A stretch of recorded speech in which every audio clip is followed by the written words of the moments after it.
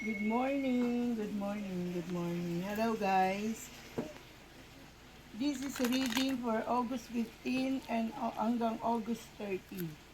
Reading for fire sign, Aries, Leo, Sagittarius. Timeless reading po ito, general reading kung kailan ninyo mapanood at saka nyo lamang malaman kung magre-resonate sa inyo.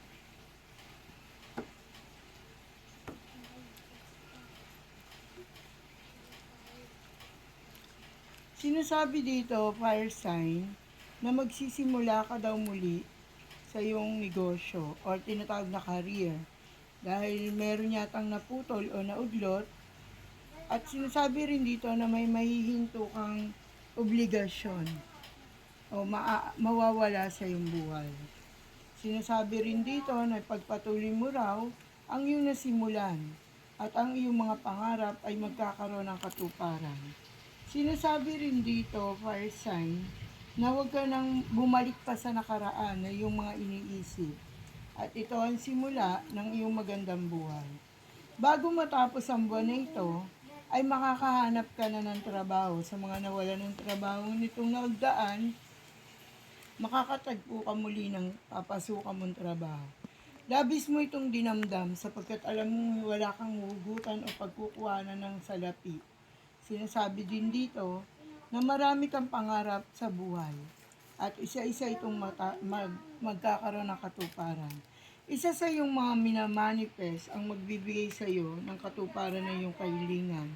At kung nagbabala ka sa iyong paglalakbay, papunta ng gusto mo mag-ibang bansa, patuloy kang mangarap at magkaroon ito ng katuparan. Magaganap daw ang iyong hinihiling. Magkakaroon ka ng regalo, lalo na sa mga Leo ngayon na magbe-birthday.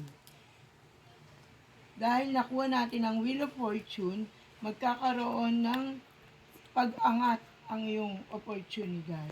Sinasabi rin dito na ipagpatuloy mo ang pakikipaglaban o pakikipagsapalaran, ano man ang iyong ginagawa. At sa usaping pag-ibig, ang ilan sa inyo ay nagkaroon ng kabiguan at kahihiwalay lamang. Sinasabing makakapag-move on ka at meron darating na para sa iyo, fire sign. At kailangan mong ipagpatuloy ang at naririto ang iyong mga kaibigan na nakapaligid sa iyo upang gabayan ka at tulungan. Sa paglalakbay, sa umpisa lamang ang kahirapan, ngunit ipagpapatuloy ito na may kagaangan sa buhay. Sinasabi rin dito na matatagpuan mo ang kaliwanagang hinahanap mo at ang kadiliman na nagdaan ay tapos na. Sinasabing may umpisang magaganap. At yan ay napakaganda mong kapalaran na mararating mo sa hinaharap. Sinasabi rin dito na mayroong ikakasal ngayon bago matapos ang buwan na ito. Kung makaresonate, mag-comment lang sa baba at isubscribe ang aking channel White Angel 1111 para sa mga notification at ikaw ang unang makakita at makabasa ng reading na ito. Fire sign, kalimutan mo na paulit-ulit ang nagdaan sa iyong buhay at sinasabing ikaw ay magtatagumpay. Ipinapangako ng universe na ikaw ay kikilalanin at sa larangan ng iyong karir ay makakatagpo ka ng katahimikan. Sinasabi rin na magiging masaya yung buhay bago matapos ang taong ito. Sinasabi rin na sa matapos ang taong ito, ikaw ay patuloy na magkakaroon ng ani na iyong mga itinanim. Sinasabi rin dito na meron kang good karmang paparating. Marami kang natulungan na magsusukli sa iyo sa panahon na ngayon na ikaw ay walang-wala. Sinasabi rin, fire sign, na huwag kang mawawala ng pag-asa sa lahat ng kabiguan dinanas mo sa iyong buhay.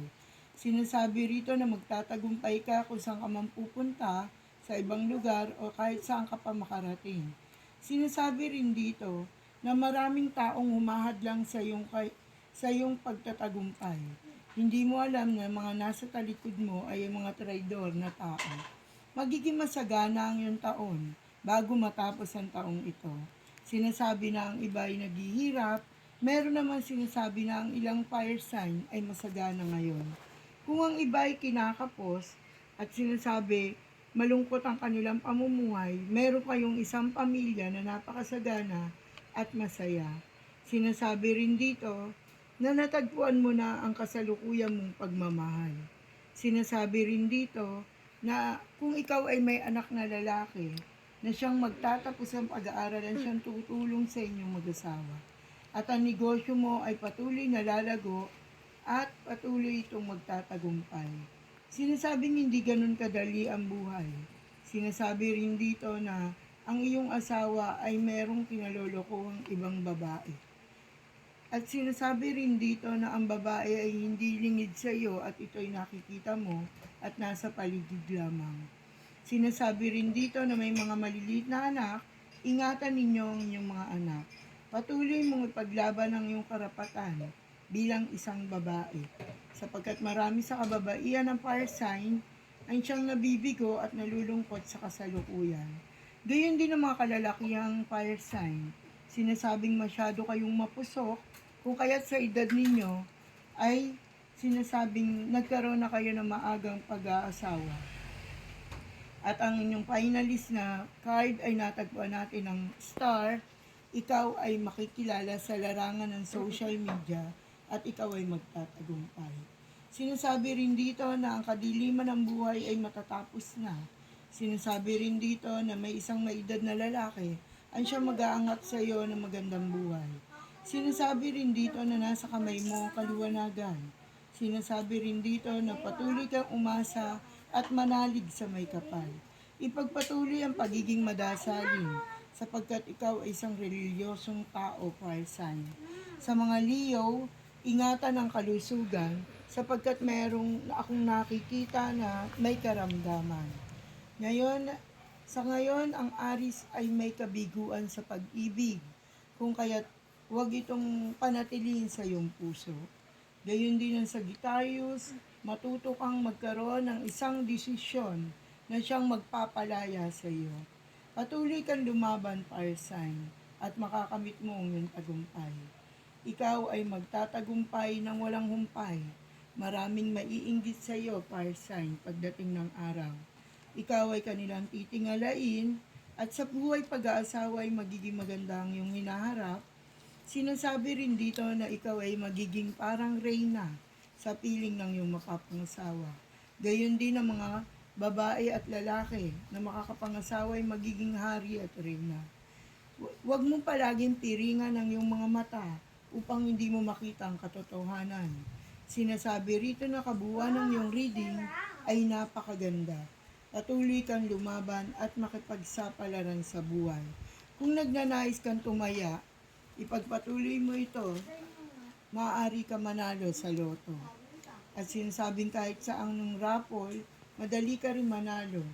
Kung kaya't ipagpatuloy mo lamang. Meron kang regalo na nakalaan bago matapos ang taong ito at makakamit mo ito kung sa pamamagitan ng iyong paghanap buhay, pagtaas ng propesyon, or ano paman. At ang huli mong card sa sinasabing magaganap ang pangarap mo. At ang isa sa minamanifest mo at ipinagpe-pray mo ay makukuha mo ito mula sa langit, sa divine mercy at universe. Good luck, lalo-lalo na sa mga nagbabalak mag-abroad. Goodbye guys!